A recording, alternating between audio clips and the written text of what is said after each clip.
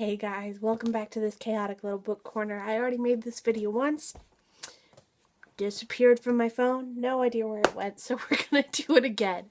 My name is Acacia, and this is my mid-month December wrap-up video. I finished 6 books and I believe 3 shorter pamphlets, mostly poetry. I will tell you, please don't think I'm crazy. Right now I'm unemployed, so it's very easy for me to kind of whip through books, read one a day, or kind of spread them out over a week, but still read like 50 pages in a day. It's really all up to me, and I don't read if I'm in a fugue state, but other than that, I'm almost always reading. So there are 2 books that I mentioned already in my December haul and told you that I'd read, and the first one was Anne Valente's An Elegy for Mathematics, and it is, I think I said it was by Anne Valente, and she also wrote By Light We Know Our Names, and that is a book that Mercedes from Mercy's Bookish Thoughts has talked about constantly, and I need to pick it up now. Anne Valente, well done. I gave this 5 stars. It distracted me from almost everything. 45 pages of pure beauty, and as soon as I began to read it, I knew I was going to love it.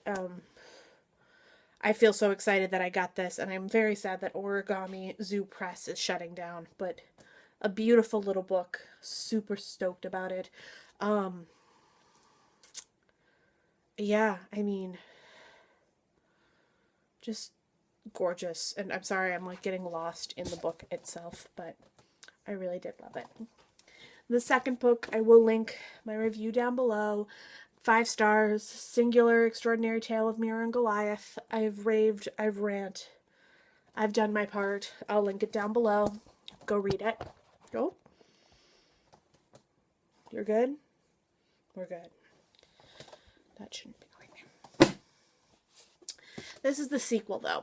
This one, 4.5 out of 5 stars. I may have given it a 5 stars rating on Goodread, but 4.5. The Contrary Tale of Butterfly Girl by Ishbel B. I loved it. I did, and I think if it had been almost its own book, it would have been better, but it had a little bit of the second book syndrome world.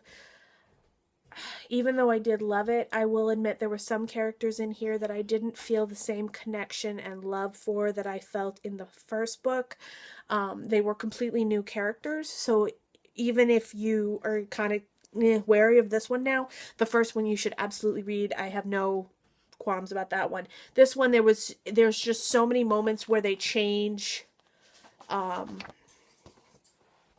narrators. There was like 2 narrators I just was not crazy about, but the rest of them I loved.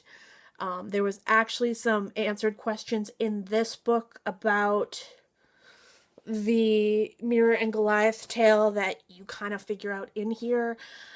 It's a good mystery, a good kind of dark fantasy. It's definitely got that kind of Alice in Wonderworld feel, where you've Alice in Wonderland feel, where you kind of go down the rabbit hole and you don't really know where you are. It's really, really, really good. I do love it. I really do. And I will probably read the series again if a 3rd one comes out. I hope a 3rd one comes out. But 4.5 out of 5. I would still recommend. Finally, this took me forever to officially finish. I'd read it and I think I'd gotten up to like the last 2 chapters, and I don't know what stopped me from finishing it. Maybe it was sadness, maybe it was laziness, maybe it was ADD. I don't know. Acceptance by Jeff Vandermeer.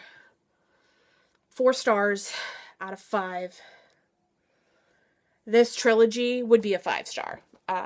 Starting with Annihilation and Authority. This answers so many questions from the series, the Southreach trilogy series. This just gets deeper and deeper into the conspiracies and the darkness and the evil and the deaths, and you really find out a lot of answers, but the ending,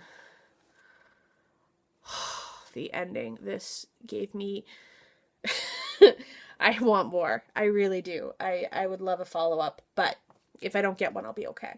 But 4.5, I think my favorite out of all of them, of course, was Annihilation, the first one, but absolutely pick up this series. It's totally worth the read. If you like sci-fi, it's amazing. If you don't like sci-fi, it's still good. I'm not a huge sci-fi reader, and I still really love this. That whole conspiracy theory idea behind the government and darkness and evil, and the beginning of the first book, you find out that there is a Area X, which is not supposed to be there, and the government is sending in groups of people who are either dying there of unknown causes, committing suicide, or coming back, becoming mad, and then they disappear. The government comes and takes them, and then you never hear from them again. So it's a gripping trilogy, and I can't even... Oh, I didn't even notice this. On the back it says, I'm loving the Southern Reach trilogy, creepy and fascinating. Stephen King. Usually when Stephen King says something, I read it. And obviously, I did. And I loved it. And totally worth the hype. Which I actually haven't heard very much hype, but worth it. The Book Collector by Alice Thompson. This was a 3-star first time I read it, a 4-star second time I read it. Now, I read it a second time after I heard Jen Campbell's kind of review on it. And the reason I reread it is I loved it from beginning to middle. And almost end. The only thing that bothered me was the ending I kind of saw coming. That was really the only thing that bothered me. But this is one of the best representations of madness and insanity and the feeling that the Gothic novel always gives. But the biggest thing for me was the idea of a woman being put into a mental hospital almost to just have her out of the way. Not actually to help her, just be like, oh, she's over here, we're not gonna acknowledge her. That was really what made me so in love with this book. It ticked every single box of loves that I have in a book. Thriller, gothic, mental illness, insanity, love, romantic, sort of darkness, fairy tale elements. The concept is Violet, a young woman, I think she's 20 or something. She meets this man and she falls in love with him almost instantly, and they get married very quick, and they have a child, and she loves to read books, and her husband likes to collect books, so he likes to collect but not read and not touch, and he has a library full of books that he is allowing her to read except for one book that is locked in his safe, and that is a book of fairy tales, and this book is becoming to give her madness because she can't reach this one item of his, and she believes A, it should be read, and B, she wants to know why she can't touch it. A fabulous, fabulous novel. Please, even with my opinion of the ending, you should totally read it. It's 150 pages. Well worth it. Everybody is going to love it, I promise you. If you liked The Dumb House, you'll like this. If you liked The Collector, you'll like this. If you liked Alice, which I've talked about constantly on this channel, you're like this. This is just one of those dark, twisted, creepy worlds that you just will love and gobble up. And if you like the movie Crimson Peak, you'll like this. That's another one, which I kind of want to read. All right. This one, White is for Witching by Helen Yeoman. I gotta figure that out. This is just getting ridiculous. But Wonderful book, 5 out of 5. Loved it. Went slowly through it, actually. It was difficult for me to read it personally. There was a lot of triggers in it for me. So I went as slowly as humanly possible to get through it. It really, honestly, should have only taken me 2 or 3 days because it's only like 280 pages. But I went very slowly through it due to the fact that it had some trigger warnings for it. So it follows a woman named Miranda who suffers from pica, which is an eating disorder in which she eats non-nutritional items. Hers is chalk and sometimes plastic. The madness that she faces, her mother passing in the beginning, her idea of her having a twin brother who's kind of pulling away from the family, her father being a little aloof, and in my opinion, very unhelpful to her disorder. I think that was really what struck me and made it so hard for me, is there's an element of too much pity for her mental illness and no sympathy, if that makes sense. But a dark, gripping, wonderful gothic novel.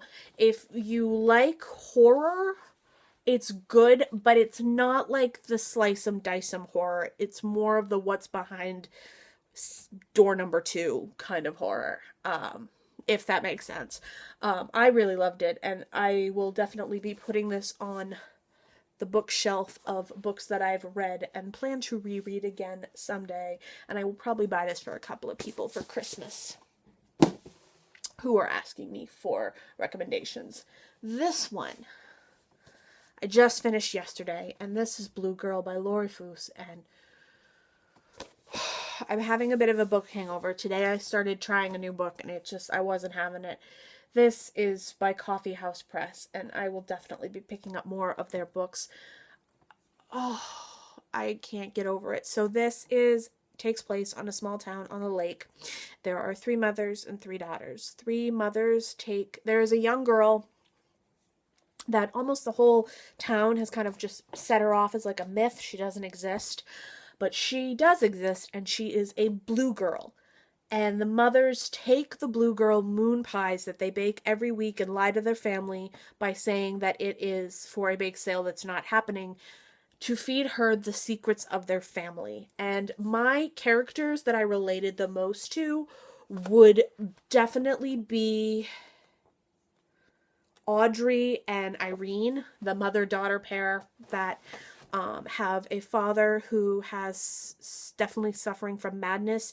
He every night stays up all night playing basketball by himself in the living room.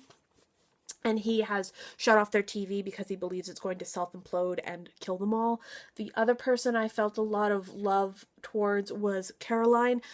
Caroline has a very scientific mind, and she's constantly going through the idea of cells and molecules and the idea of life and death and all that, and a lot of it's due to the fact that her brother is a little slower, and so she's trying to figure out what is different about him and what makes him different.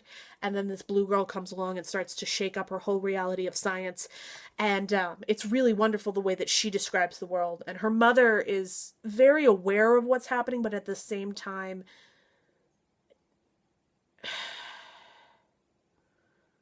no, it's not her brother who has the difficulties. It's her best friend's brother who has the difficulties. Sorry, that's my bad.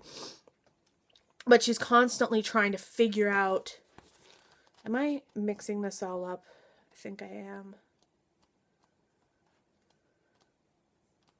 No, I'm not. Okay, so... no, I'm right. Alright, so Caroline's very scientific and very smart and very intelligent. And, she is constantly thinking about science and all that, and her best friend Rebecca's brother is a little slower, and so she's constantly obsessing about how he is different and why his synapses fire different. There we go. That's what I wanted to say. And her brother is hooking up with Rebecca, which makes her very uncomfortable as well. It's just a lot of secrets and family and history and resentment and regret and love and fear, and it's a beautiful family story. And if you haven't read this yet, please do. 5 stars. Well done, Lori. Well done.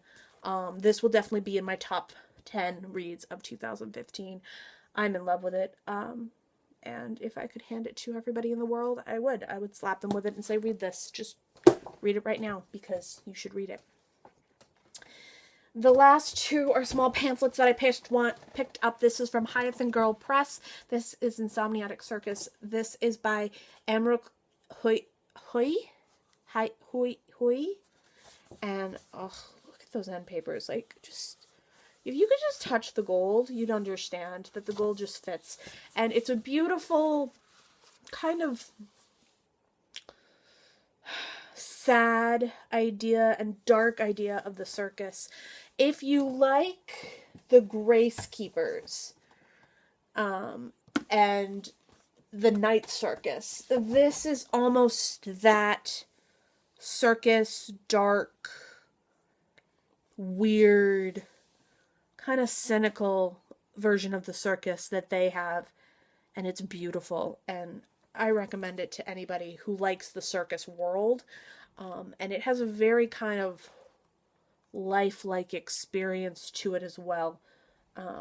The first poem just took my breath away, and let me read that to you. Actually, they all took my breath away, but this one's the shortest. The ticket taker gives, and no one seems to notice. So easy to make metaphors of every torn stub, the riffle in the shredded edges against your thumb, the gift of admittance. This is what you offer. In return, you are invisible. The world rushes past your stool, hungry for something more magnificent. Gold, paved redemption, spotlights on impossible. A moment when the body limits no longer hold. Such danger, such promise, such sorrowing. I just love it. And then this is my baby, my everything, the love of my life. I can't say enough good things about this. I can't do it justice by reading it out loud because I just can't. And I think my favorite out of all of them was Lobster Girl. And this is Hungry Ghost Festival by Jen Campbell. Yeah, Lobster Girl was definitely my favorite, and I cried. I cried when I read this because I just loved it so much. And if you're new to poetry, it's an easy in. If you like magical worlds and mysteriousness, and if you just like imagination, please read this. I mean,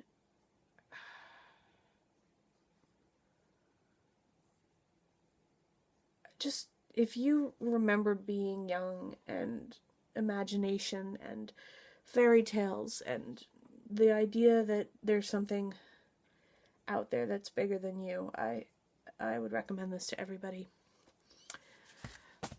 But there you have it. That is my video. Thank you so much for watching. I'm sorry if my energy is a little lower than usual. I'm very tired. And I will see you all again very soon. Any requests for videos, please leave them down in the comment section. Please like this video, give it a thumbs up, subscribe, join our little chaotic family. It's growing slowly but surely, and I will see you all tomorrow. Bye.